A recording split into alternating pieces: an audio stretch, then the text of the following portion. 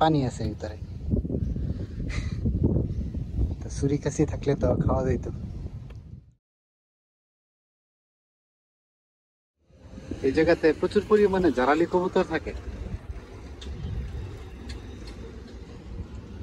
অনেকগুলা। এই পাশে আর এই যে এই পাশে দুটো পাশে।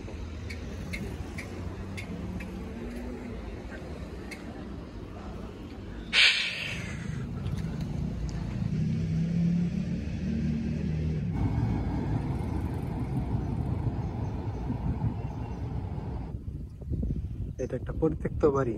আগে এই জায়গায় মানুষ থাকতো, কিন্তু এখন আর কেউ থাকে না। আর এই জায়গায় অনেকগুলো নারিকেল গাছ।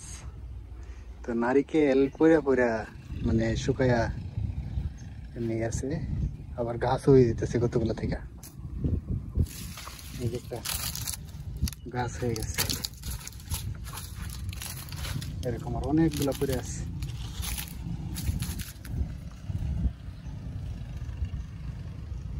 এই যে গাছের মধ্যে নারিকেল কত। এই যে একটা নারকেল গাছ, এটা মোটামুটি বড়, আর নারিকেলও ধরে আছে অনেকগুলা। তার মধ্যে যে কতগুলো আবার একবারে শুকিয়ে গেছে, আর কিছু আছে ডাব। এই জায়গায় দেখলাম একটা নারকেল পড়ে আছে, এটা মনে হয় আজকেই পড়ছে ডাব। পানি আছে ভিতরে। তো ছুরি কাছি থাকলে তো খাওয়া যাইতো, আর নিয়েও যাওয়া যাবে না। এটা হচ্ছে আমাদের ইউনিভার্সিটির গেট। আর আমাদের ইউনিভার্সিটির পিছনে এই জায়গায় একটা মাদ্রাসা আছে, এই জায়গায় ছোট ছোট ছেলেরা লেখাপড়া করে।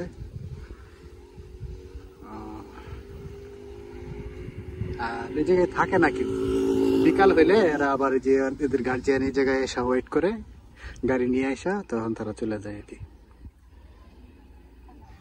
আর এই মাদ্রাসার পাশে প্রচুর পরিমাণে ওই আখ গাছ, তারপরে কলা গাছ। এই যে একটা কলা ধরে আছে, কলার ছড়ি, কিন্তু এগুলো তো কেউ খায় না, কেউ নিয়েও যায় না। এটা খাওয়ার উপযুক্ত হয়ে গেছে, কিন্তু কলাগুলো একেবারে ছোট ছোট,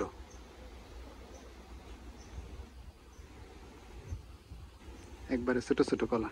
তো এগুলা কেউ খায় না। এই জায়গায় এরকম ভাবে পাকে, হয়তো বা এমনি ওই যে বন্য পশু পাখি এরা খায়, মানে পাখিতে খায় এগুলো আর কি।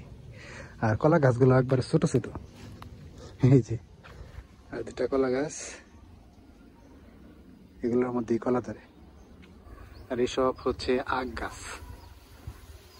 আখও বেশি মানে বড় না, ভালো না তেমন, চিকন চিকন। তারপরেও এগুলা কেউ খায় না এই জায়গায়। আর এই জঙ্গলের মধ্যে যাওয়া একটু রিস্কি, কারণ মালয়েশিয়াতে প্রচুর পরিমাণে সাপ। আর এই রাস্তাটা জঙ্গলে দিয়ে গেছে, আর কোনোদিন যাওয়া হয়নি, আজকে প্রথম ঢুকলাম এই রাস্তা দিয়া।